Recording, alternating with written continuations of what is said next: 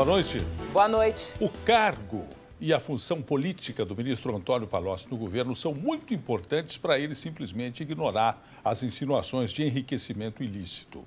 Se ele desse uma entrevista, por exemplo, em 2 palavras, explicaria o segredo de sua meteórica carreira como consultor e pronto, liquidaria o assunto.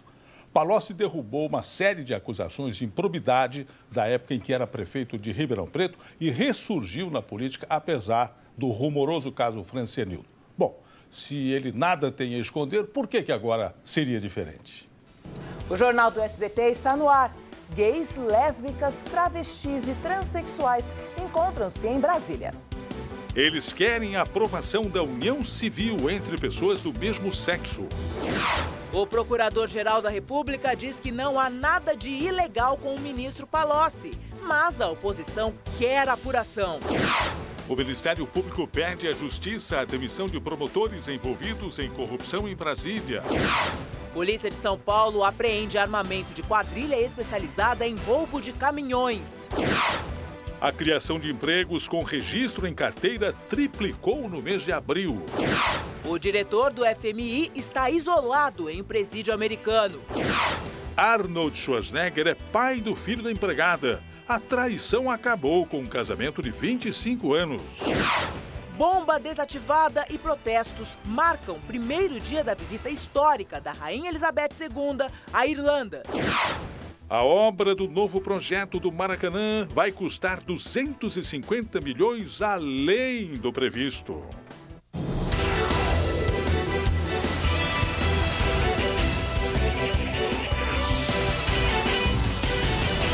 O Disque Adolescente é a prova de que muitos jovens ainda preferem não perguntar nada à família. Um dia eles são assim, pequenos, e de repente já estão na adolescência. Passa rápido e com a nova fase vem milhares de dúvidas. A gente tem uma relação sexual e pensa, pô, será que a camisinha estourou? Será que vai estourar? O que pode acontecer? Será que a gente pegou alguma doença? Vocês têm liberdade, intimidade para conversar com o pai e com a mãe sobre sexo? Com minha mãe, que eu tenho mais liberdade, mas com meu pai, não chego nem perto. Tem gente que não gosta de abrir intimidade com ninguém e nem mesmo com os pais. Ó, eu tenho idade para ser mãe de vocês, mas não sou a mãe de vocês. Pode falar. A dificuldade que quase todo mundo identifica em casa foi documentada pelos orientadores do Disque Adolescente. Não conhece? Não, eles usam uma abreviatura que chama BV, quer dizer Boca Virgem. O serviço funciona de segunda a sexta, 3 horas por dia, tirando dúvidas de adolescentes de todo o país, que podem ligar até a cobrar. Os meninos têm um assunto preferido. Eles querem saber se o tamanho do pênis deles está na média esperada para a idade. O assunto sexualidade bomba. 33,2% das perguntas são sobre métodos contraceptivos. Eu não sei se a pílula do dia seguinte realmente só vai funcionar no dia seguinte ou o prazo que ela tem. E tudo bem trocar os pais pelo telefone? É natural que ele busque outros adultos, outros colegas, o professor ou um serviço como esse, onde ele pode se sentir absolutamente à vontade, até porque está protegido na sua identidade.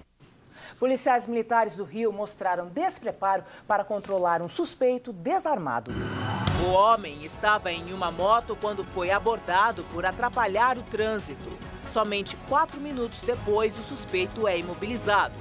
O homem preso já foi autuado por agressão e vai responder por desacato e desobediência. Olga Vitória, de 49 anos, perdeu o controle do carro e caiu 5 andares na garagem do prédio da Receita Federal em Salvador. No carro também estavam as filhas, de 12 e 14 anos.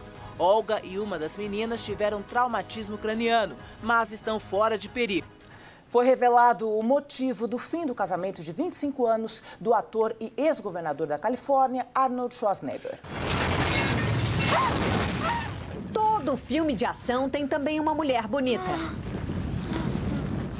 Na vida real, o astro de O Exterminador do Futuro sempre exibiu ao seu lado Maria Shriver, uma bela jornalista, parceira dele há 25 anos. Mas as cenas mais picantes dos bastidores, Arnold Schwarzenegger manteve em sigilo por uma década. Só agora confessou publicamente ter tido um filho com a empregada da mansão onde vivia com a mulher e os 4 filhos adolescentes. Foi a gota d'água para o fim do casamento. Só depois de deixar o poder em janeiro, o ex-governador da Califórnia contou à esposa sobre o filho que teve com a empregada. Não queria que a traição interferisse na carreira política dele. Schwarzenegger disse ainda que sempre deu apoio financeiro à criança, nascida há 10 anos. A empregada deixou a mansão também em janeiro, depois de 2 décadas trabalhando para a família. Alegações de affairs com outras mulheres não são novas, mas Maria Shriver sempre saiu em defesa do marido, como uma primeira-dama ativa do estado mais rico do país. Em nota, o ator disse que merece ser criticado, mas pediu à imprensa para poupar a família dele. Schwarzenegger quer retomar a carreira em Hollywood. Ideias para roteiro não faltam. Yula Rocha, de Nova York, para o Jornal do SBT. Aumentou a pressão para a renúncia do francês Dominique Strauss-Kahn, depois do escândalo sexual com uma camareira de hotel em Nova York. O diretor do FMI continua preso. Na prisão de Rikers Island, em Nova York, o chefão do FMI teve direito a uma cela individual, mas nada de regalias. 12 metros quadrados na unidade reservada aos prisioneiros com doenças contagiosas. Visitas apenas 3 por semana, além dos advogados.